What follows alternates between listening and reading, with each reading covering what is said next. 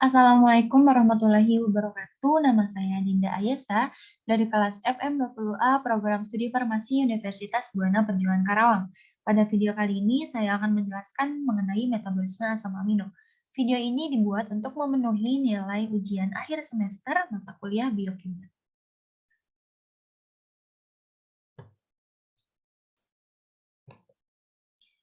Metabolisme itu merupakan seluruh proses kimia yang terjadi dalam sel berserta perubahan energi yang mengikuti perubahan reaksi kimia.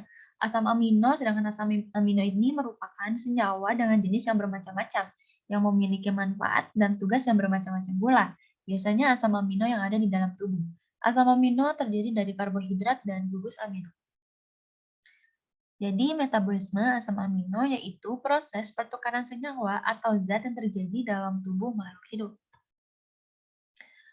Untuk proses metabolisme asam amino ini melibatkan proses pemindahan gugus amino yang kemudian nanti dia itu akan dilanjutkan dengan proses mengubah senyawa karbon yang terdapat pada senyawa amino. Proses perpindahan asam amino ini terbagi menjadi dua, yaitu yang pertama proses transaminasi dan yang kedua adalah proses deaminasi.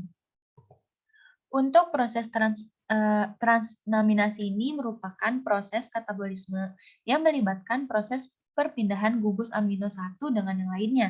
Pada transaminasi yang terdapat dua enzim yang mempengaruhi yaitu glutamat transaminase dan alanin transaminase.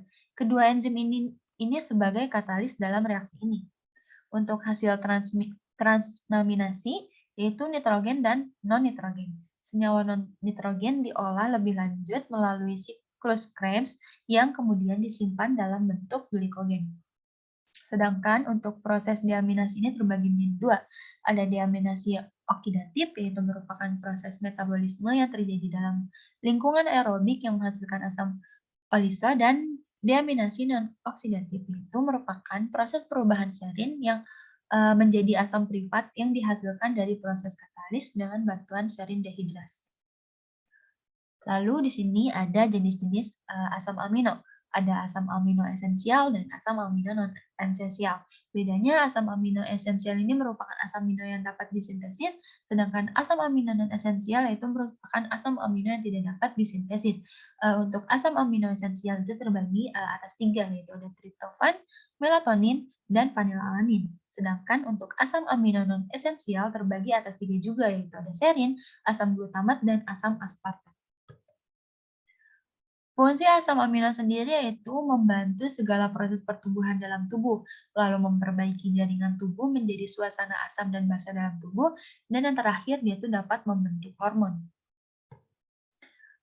Ini ada sumber asam amino, yang pertama ada sumber asam amino itu dari telur, terus ada daging sapi, daging ayam, kedelai, tuna, udang, kacang, dan juga keju.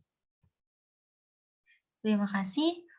Kurang lebihnya mohon dimaafkan. Semoga video ini bermanfaat. Saya tutup. Wabillahi taufiq wal hidayah. Wassalamualaikum warahmatullahi wabarakatuh.